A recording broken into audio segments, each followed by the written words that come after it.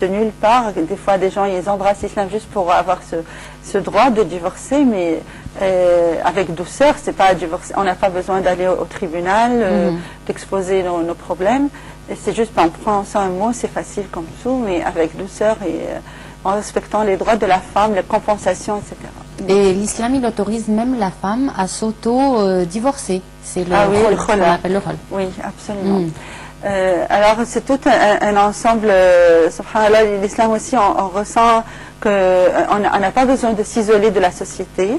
Le prophète, il a dit, celui qui يخالط الناس ويصبر على أذاهم خير من الذي لا يخالط الناس ولا يصبر على أذاهم. C'est-à-dire, il faut cohabiter avec les autres, être patient pour même tolérant pour tout ce qui nous font comme tort. Et celui-là est bien mieux que celui qui s'isole des autres et puis voilà, il est en plein agressif ou non tolérant. Voilà. Alors la tolérance et la patience, l'endurance, c'est des qualités du musulman. Et il sait qu'il y aura la rétribution dans le paradis, ce qui n'existe pas nulle part. On a des détails sur la vie future, le paradis, l'enfer, etc.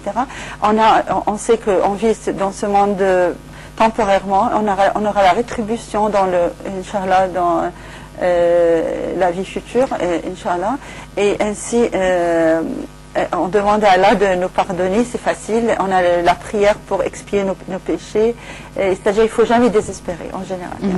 Donc, on voudrait souligner un point important, c'est qu'il ne faut absolument pas juger l'islam d'après le comportement des gens dits musulmans, puisque eux, ils ne représentent pas obligatoirement l'islam. Il y a parmi ces gens-là ceux qui sont pieux, ceux qui ne le sont pas, ceux qui sont pratiquants, ceux qui ne le sont pas. Absolument. Donc il faut juger l'islam, je pense, d'après juste le Coran.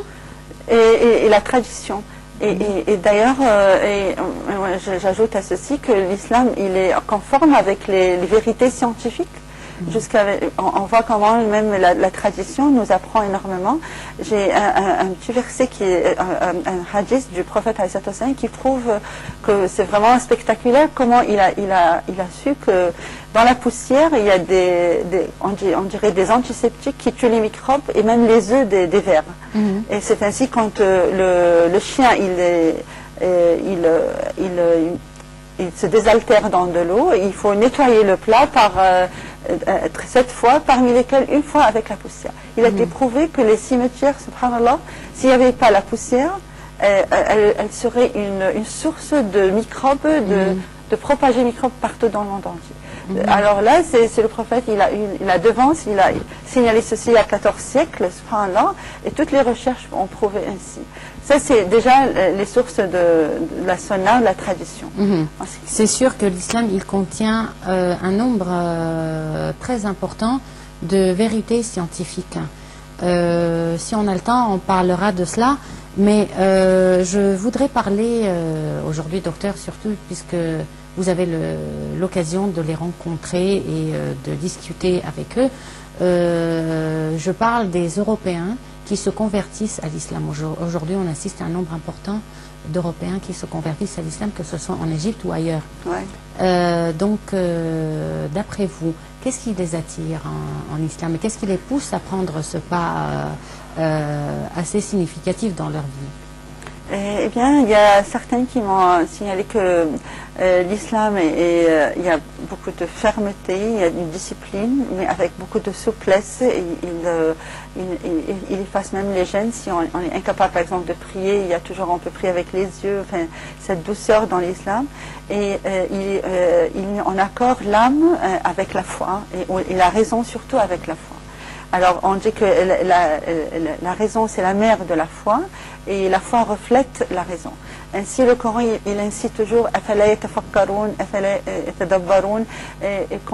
il nous incite à la contemplation. Ça, c'est une beauté, et qu'il y a un vide, comme on le dit, un vide dans le cœur que seul l'islam le remplit. On ne sait pas, on me demande toujours pourquoi on est créé, on se demande pourquoi on est créé, et ils ont la réponse. En même temps, il met Alors, en pratique. pourquoi on est créé? Dites-nous. On a été créé pour adorer Allah subhanahu wa ta'ala, mais l'adoration en islam, ça ne veut pas dire s'isoler de la société, non, c'est plutôt partager dans la société, la communication, et on sent au contraire la solidarité.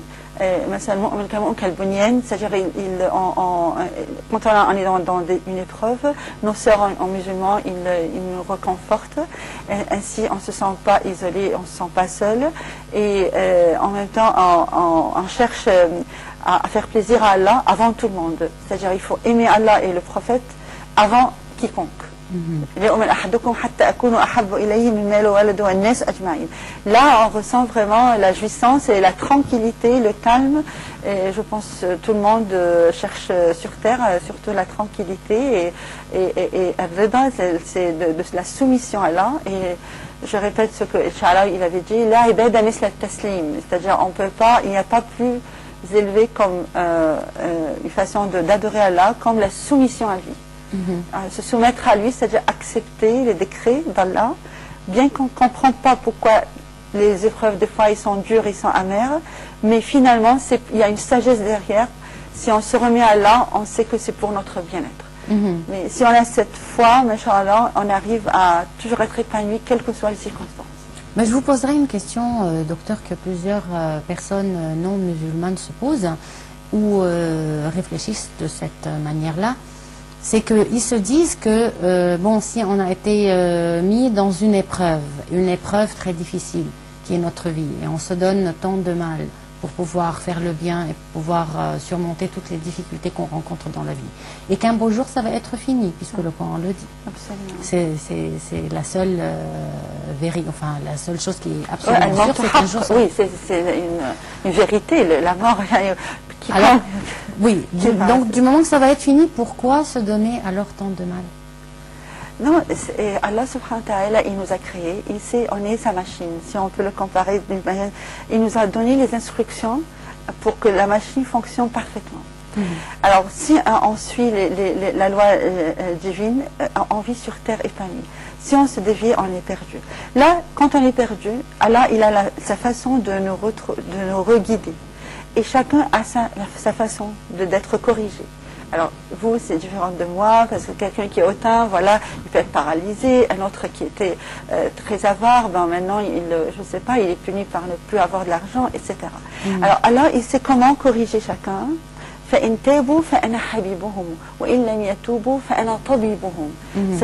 s'ils se repentissent, ils sont très chers pour moi. Et s'ils ne se repentissent pas, tabibon, je suis leur médecin. J'ai mon moyen pour qu'ils reviennent à moi. Oui, mais l'objectif, justement, docteur, de toutes ces épreuves, de pouvoir se corriger ou bien d'avoir la chance d'être corrigé par le bon Dieu pendant la vie. L'objectif de tout cela à la fin, c'est quoi? Et il faut apprendre qu'on peut avoir un rang très élevé dans le paradis par notre patience dans les épreuves. Cependant, on n'a pas compris que les épreuves, c'est pour une purification de l'âme, pour purifier d'être attaché à cette terre. Parce qu'on est là temporairement. Et beaucoup de gens, ils sont mondains, ils sont attirés par ce qui est le matérialisme. Et là, les épreuves les purifient. Et en pardonnant celui qui nous a causé du mal, transgressé, etc., on a un hadith d'après le prophète il raconte qu'il y avait des palais en or et dorés, subhanallah. Et puis on se demande à qui ces palais. Le prophète il répond à celui qui a pardonné son frère. Et c'est pas facile de pardonner. Alors c'est même pas, ils se sont demandé, est-ce que ça c'est un prophète, c'est palais, c'est un martyr, c'est palais, à qui exactement? C'était à celui qui pardonne. Et bien, voilà, pardonner, d'après Carol Smith, forgiveness is the only way to heal your life. Elle a dit que c'est le meilleur moyen pour corriger notre vie, c'est de pardonner. Sinon, il y aurait eu des hostilités. Absolument, pardonner. Le mari, premièrement, les frères, les parents, etc., les voisins. Et là, il faut être positif, avoir une pensée positive. Comme on dit, c'est un entraînement à la pensée positive et ainsi à l'équilibre. J'ai entendu dire il y a quelques jours, docteur, dans l'une des chaînes satellitaires, dans un programme qui parlait de l'islam, qu'on est, comme vous dites, soumis à des épreuves, et plus l'épreuve est dure, plus on aura une récompense plus tard dans la vie future, dans la vie après la mort. Concernant les croyants, est-ce que ça c'est vrai? Oui, ça c'est vrai parce que j'aime beaucoup ce que Imam Sha'rawi a répété. Il a dit si on jouit par exemple, je donne l'exemple, on est en bonne santé et puis tout d'un coup on tombe malade. Et d'après l'imam Sha'rawi, il dit que celui qui est en bonne santé, il est dans une rafla, c'est-à-dire il peut être pas conscient de l'avantage qu'il a. L'importance de la santé. Alors que celui qui est malade, qui tombe malade, il a quitté le ni'ma pour aller en mun'im. Alors qu'est-ce que c'est le ni'ma? C'était la santé, c'était une valeur très importante dans la vie, dont on n'est même pas conscient. Et lorsqu'on tombe malade et on est avec le mun'im, c'est-à-dire on est avec Allah. Quelle est la preuve qu'on est avec Allah? C'est qu'il a dit, voilà, il y a un hadith qui répète, je suis tombé malade, c'est Allah subhanahu wa ta'ala qui parle, je suis tombé malade et personne ne m'a rendu visite. Alors on se demande, mais comment on va rendre visite à Allah subhanahu wa ta'ala? Alors il a dit, mon créateur et mon serviteur, il est malade et personne ne lui a rendu visite. Si tu lui rends visite, tu le trouveras à côté de moi. Tu me trouveras à côté de lui. Mais finalement, celui qui est malade, il est avec Allah subhanahu wa ta'ala, la compagnie avec Allah subhanahu wa ta'ala, alors que celui qui est en bonne santé, peut-être qu'il est fier de lui-même, des muscles, comment il est fort, etc. Alors finalement, les épreuves nous rapprochent d'Allah. Elle nous rapproche d'Allah. Donc, est-ce que c'est vrai dans le cas contraire où on vit très bien et on n'a pas de problème pour un croyant, pour un bon croyant qui n'a pas de problème? Est-ce que ça veut dire que dans ce cas, il est loin d'Allah et que le bon Dieu l'oublie? Non, parce qu'un bon croyant, machallah, il est entre deux phases, shukr ou sabr. Ou bien il est reconnaissant pour Allah, ou bien il est patient, il est dans une phase d'endurance. Alors, quelle que soit la circonstance, il est équilibré. Alors, je pense qu'un bon croyant, il est reconnaissant, il remercie Allah, il fait louange à Allah dans ses prières. On prie toujours ça, c'est-à-dire on demande refuge à Allah de ne pas reprendre toutes ces grâces. Parce que bon, on peut être en meilleure position et puis d'un seul coup très pauvre, par exemple. Alors, on demande à Allah toujours, mais de ne pas nous reprendre ce qu'on a, les grâces d'Allah. Alors ces personnes qui se sont converties à l'islam, comment elles se comportent après cette conversion? Surtout que c'est un changement radical. Il y a quand même des exigences pour les gens qui sont vraiment très pratiquants et très pieux. Et je pense que quand on se convertit à l'islam, alors qu'on vient d'Europe, de France, là c'est vraiment un grand changement. Donc comment tout cela se passe?